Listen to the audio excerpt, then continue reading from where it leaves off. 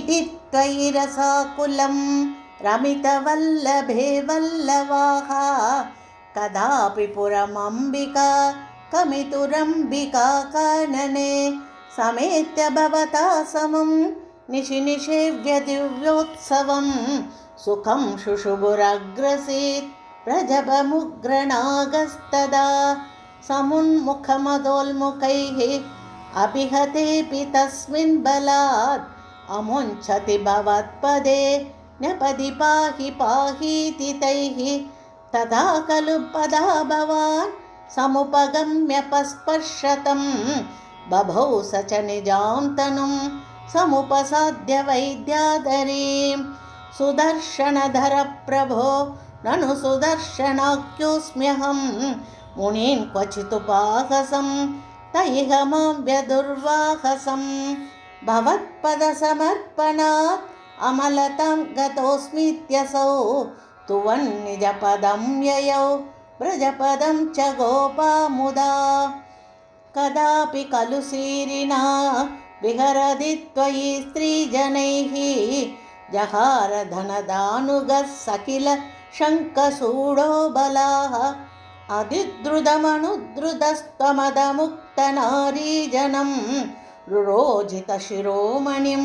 हलभृते च तस्या ददाः दिनेषु स सुहृज्जनैः सह वनेषु लीलापरं मनोभवमनोहरं रसितवेणुनादामृदं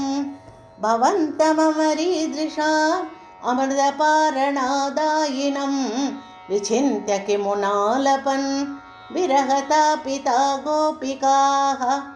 भोजराजभृदकस्तव कश्चित् कष्टदुष्टपददृष्टिररिष्टः निष्ठुराकृतिरभष्टुनिनादः तिष्ठते स्म भवते वृषरूपी शाक्वरोदजगदिधृतिहारी मूर्तिमेष बृहतीं प्रददानः भक्तिमाशु परिगूर्ण्य पशूनां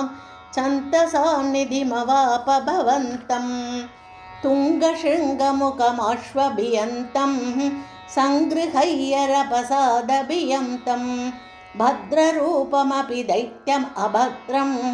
मर्दयन्नमदयः सुरलोकं